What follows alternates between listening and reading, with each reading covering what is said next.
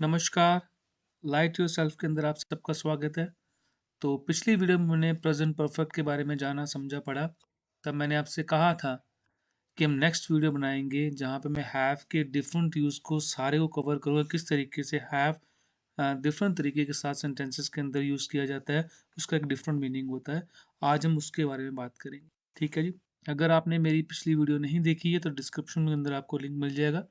और इस वीडियो के अंत में आपको प्लेलिस्ट भी मिल जाएगी। आप वहाँ से क्लिक करके मेरी प्लेलिस्ट के अंदर जाके मेरी बाकी वीडियो को भी देख सकते हैं। अगर आपको लगे कि आपने इंग्लिश के बारे में और सीखना है, जानना है, तो मैंने और भी कुछ वीडियो बनाई हुई हैं ग्रामर के ऊपर, आप उन्हें देखेंगे तो आपकी इंग्लिश और भी बेहतर होगी। ठीक है जी? चलिए अब हम कांसेप्ट शुरू करते हैं हैव का। तो डिफरेंट यूज़ ऑफ हैव। तो पहले हम एज ए हेल्पिंग वर्ब की ही बात कर लेते हैं, जो मैंने प्रेजेंट परफेक्ट के अंदर आपको पढ़ाया है कि टेंसेस के अंदर जो हम पढ़ते हैं वहाँ पे have as a helping verb ही यूज होता है। ठीक है जी? तो जैसे एक सेंटेंस ले लेते हैं, I have done my work, यानी मैंने अपना काम कर लिया है। ये मेरा सेंटेंस है। यहाँ पे डन मेन वर्ब है और हैव एक हेल्पिंग वर्ब है। ठीक है जी? शी हैज प्लेड क्रिकेट, उसने क्रिकेट खेला। She has played cricket. तो इस सेंटेंस के अंदर मैंने आपसे पहले भी कहा था कि ही, शी, इट के साथ हम हैज़ का प्रयोग करते हैं। ठीक है जी? और हैव का प्रयोग हम आई, यू, वी, दे और एक से ज़्यादा कुछ चीज़ें आ जाएँ तब हम हैव का प्रयोग करते हैं। तो हम यहाँ पे हैज़ का प्रयोग कर रहे हैं क्योंकि यहाँ पे शी लगा हुआ है। शी प्लेड क्रिकेट, उसने क्रिकेट खेल लिया या खेल चुकी है। ठीक है जी? हैज़ यहाँ पे as a helping verb use हो रहा है। तो ये एक हैव का यूज़ हुआ, जहाँ मैंने आपको बताया कैसे हेल्पिंग वर्ब यूज़ होता है। अब हम जानते हैं कि हैव एक मेन वर्ब की तरह किस तरह से यूज़ होता है। अब हम उसके बारे में आपसे बात करते हैं। चलिए सेंटेंस ले लेते हैं। आई हैव टू ब्रदर, यानी कि मेरे दो ब्रदर हैं। शी हैज़ अ पेन, उसके पास पेन है। हैव यहाँ पे देखिए, आई के बाद सीधा हैव, उसके बाद टू है, फिर ब्रदर है। तो हैव के बाद कोई और वर्ब नहीं है। तो यहाँ पे हैव खुद एक मेन वर्ब की तरह काम कर रहा है, जिसका मतलब होना है कि मेरे पास है। पोजेशन की बात कर रहा है यहाँ पे, अधिकार, किसी चीज़ के अधिकार की बात कर रहा है। मेरे दो ब्रदर हैं, मेरे हैं, ठीक है ना? शी हैज़ पेन, उसके पास पेन है, उसके पास पेन है, यानी उसका अधिकार है। यहाँ पे आई हैव टू ब्रदर, मेरे दो ब्रदर हैं, ठीक है ना? आई हैव अ कार, मेरे पास कार है, यानी उस कार के ऊपर मेरा अधिकार है, मेरी कार है, ठीक है ना? आई हैव अ कार, ठीक है ना? मेरे पास कार है। कुछ लोग आज के दौरान I am having two brother ये भी यूज़ कर लेते हैं कि मेरे दो ब्रदर हैं। बोलने के वक्त और एज ए स्लैंग लैंग्वेज इसे यूज़ किया जा सकता है। ठीक है ना? अगर आपसे कोई कह रहा है कि I am having two brother, it means कि वो कहना चाह रहा है कि मेरे दो ब्रदर हैं। लेकिन किंतु और परंतु ये फॉर्मेशन जो सेंटेंस की है, ये इंडियन ग्रामर, स्टैंडर्ड ग्रामर की बात करूँ तो वहाँ यूज़ नहीं होती, उसके हिसाब से गलत है। जो हम इंडियन ग्रामर की बात कर रहे हैं उसकी कंटेंट्स के अंदर इसको देखूँ तो ये सेंटेंस बिल्कुल ही गलत है। आप इसे लिख नहीं सकते, आप इसे यूज़ नहीं कर सकते।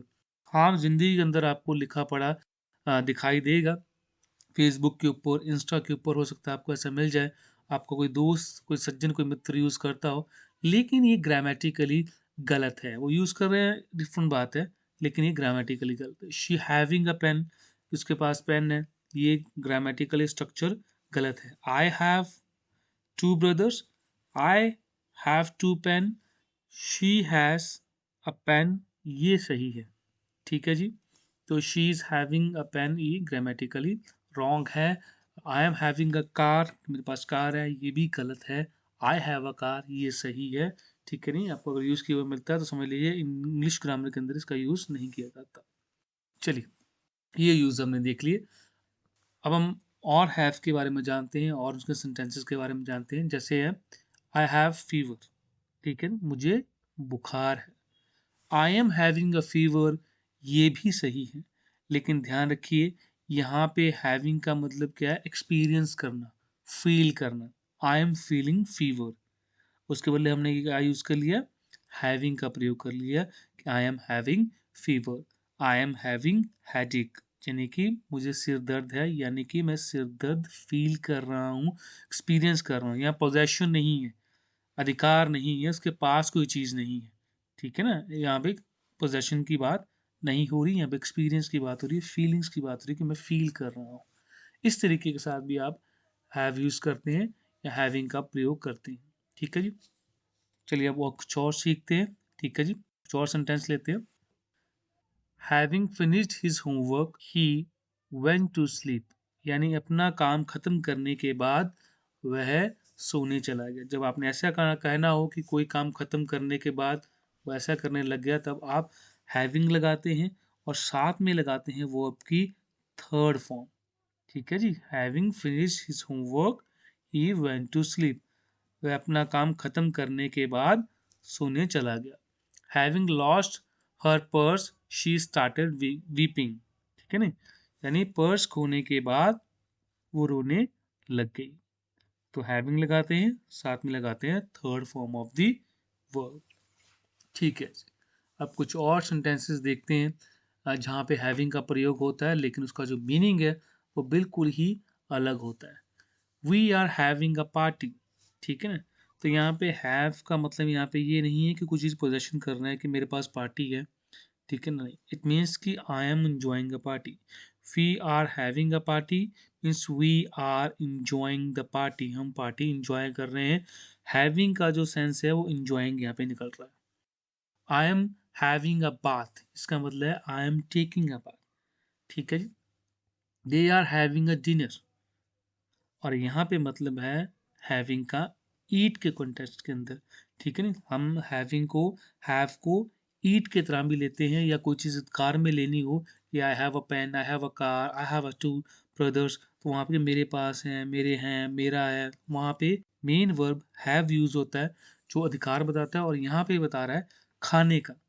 ठीक है ना, आई am having breakfast, I have breakfast. ठीक है जी, यानी मैंने खाना खा लिया है। ठीक है ना, इस तरह से जब आप कहते हैं तो ईट के सेंस को हैव के साथ यूज किया जाता है। ठीक है, अब देखते हैं, चलिए एक और सेंटेंस लेते हैं। आई हैव डिनर, इसका मतलब होता है कि मैं रात का खाना खाता हूँ। ठीक है, जैसे होता है सिंपल प्रेजेंट के अंदर होता है आई गो टू स्कूल, मैं स्कूल जाता हूँ। उसी तरह से आई हैव डिनर यानी कि मैं खाना खाता हूँ। यहाँ पे हैव खाने की इंग्लिश है।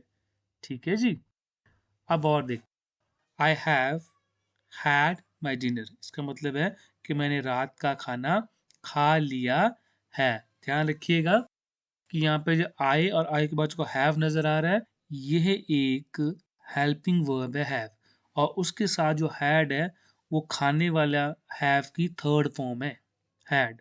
हैव की थर्ड फॉर्म होती है हैड। तो ये प्रेजेंट परफेक्ट के अंदर लिखा गया है, आई हैव के साथ third form had my dinner, यानी मैं अपना खाना खा चुका हूँ। और एक एग्जांपल देखते हैं, आई हैड माई डिनर, ये है पास्ट परफेक्ट के अंदर लिखा गया।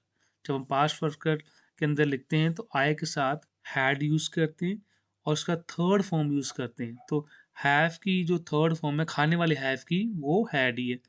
परफेक्ट के अंदर हैव की जगह, पास्ट परफेक्ट के अंदर हैव की जगह हम हैड का प्रयोग करते हैं, क्योंकि पास्ट परफेक्ट है ना, तो हैड का प्रयोग करते हैं। तो आई के सीधे साथ में इमीडिएट हैड आ गया, और ये जो थर्ड फॉर्म है हैड, उसके आगे वाला हैड वो खाने वाला हैड।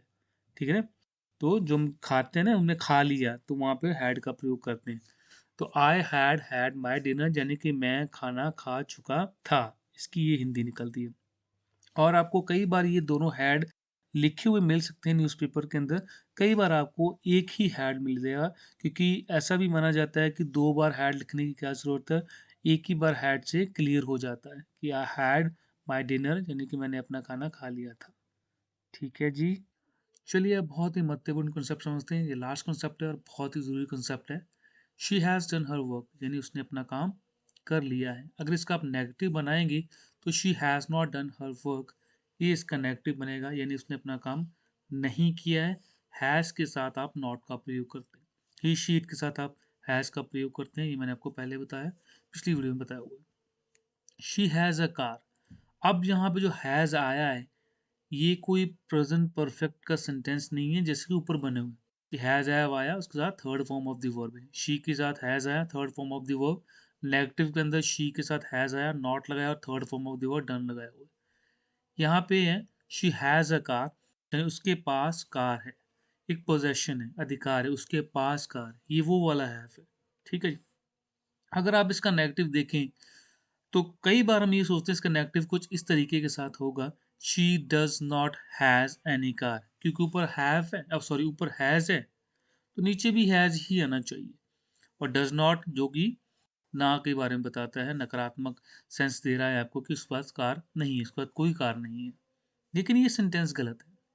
जो उसका सही सेंटेंस है वो ये है, she does not have any car, उसके पास कोई भी कार नहीं है। अगर आप सिर्फ इतना याद रख सकते हैं कि ही शी इट के साथ हैव तब लगेगा जब हमने ये कहना हो कि उसके पास कोई चीज है।